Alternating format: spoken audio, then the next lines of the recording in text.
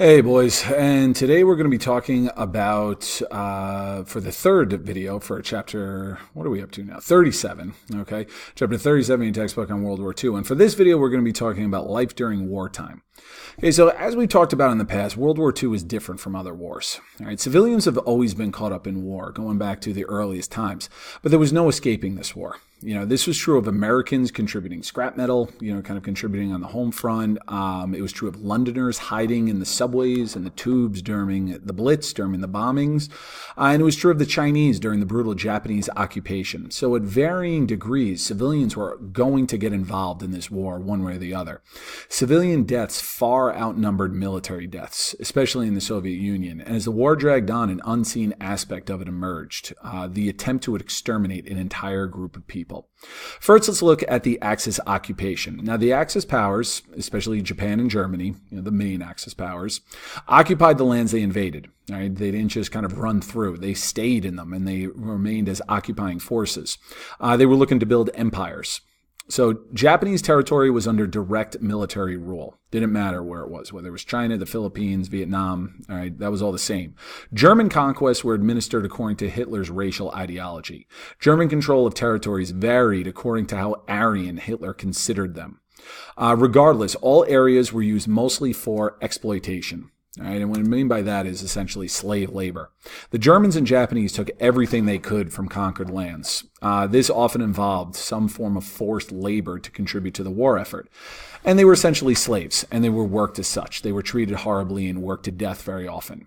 Now, the reaction to these conquests varied. Some of the conquered peoples chose collaboration. Here you have a picture of Hitler shaking hands with a representative of the Vichy government. Remember that kind of German puppet government in France. Some decided to join with the Germans or the Japanese because it was a way to gain status or power. Many decided to collaborate as a way to maintain native rule and protect the people from the conquerors. Some even collaborated because they actually agreed with the Nazis or the Japanese agenda. Not everybody collaborated, though. An awful lot chose to resist. Now, forms of resistance varied. Some adopted guerrilla tactics, blowing up targets, sabotaging factories, assassinating officials, things of that nature. Others maybe acted as spies, gathering intelligence. Now, opposition within the conquering nations themselves was minimal, as they were totalitarian states. And totalitarian states are designed to stamp out any opposition. Now, resistance was hardened by the many atrocities committed by the Axis conquerors. We already talked about the Japanese, and how brutal they could be, such as in the rape of Nanjing. Just move this down a little bit. Public executions, beheadings, things of that nature. They're very common in Japanese occupied territories. The Nazis weren't much better. The Germans were awful. When an SS officer was assassinated in a Czech village, the Nazis responded by killing every man in the village. They shipped most of the women to concentration camp where they died, and they placed the children that were determined to be Aryan enough, to be pure blood enough, to be raised by German families, and the rest were also sent to concentration camps. And after that, they burned and leveled the entire village. Now, the most horrible and notorious of all the World War II atrocities was the biggest, and by this, I'm referring to the Holocaust. Now, the Holocaust was a culmination of a long history of anti-Semitism and persecution of Jews in Germany. Hitler did not invent anti-Semitism in Germany. Jews had long been considered a problem, and they were considered a minority race as opposed to a religion.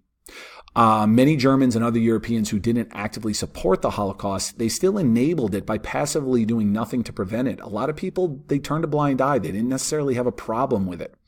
Eventually, the Nazis decided that the only way to solve this problem, though, this Jewish problem, was to enact what they called the final solution. Now, the Nazi invasion of Poland and the Soviet Union gave Nazis the opportunity to eliminate a large percentage of Europe's Jewish population.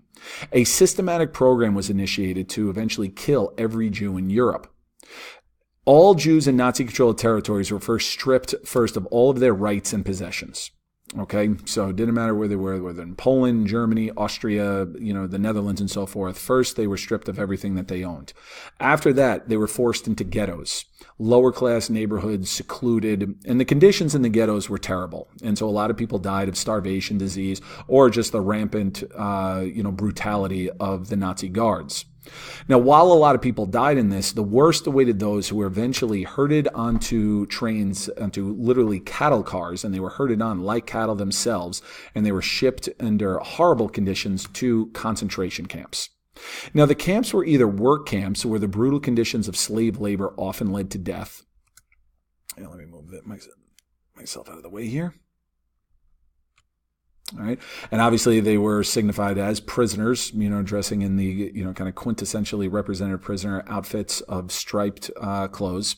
Or they were death camps themselves, specifically designed to kill Jews as quickly and efficiently as possible. And it didn't matter if they were grown men like this or if they were women and children. All right. It was purely biologically based, or, however much they based it. Jews were Jews, and they all needed to be eliminated. Auschwitz, the largest camp where over 1 million Jews died, typically killed them by telling them that they were going to take a shower and then gassing them. It was done scientifically, and it was done methodically. Now, despite the effectiveness of the Nazi killing process, there was Jewish resistance. Some Jewish survivors escaped to the woods where they took part in guerrilla warfare campaigns, while there were also uprisings in the ghettos. Now, despite the willingness to fight, Jewish resistance was always outgunned and was not particularly effective at stopping the killing.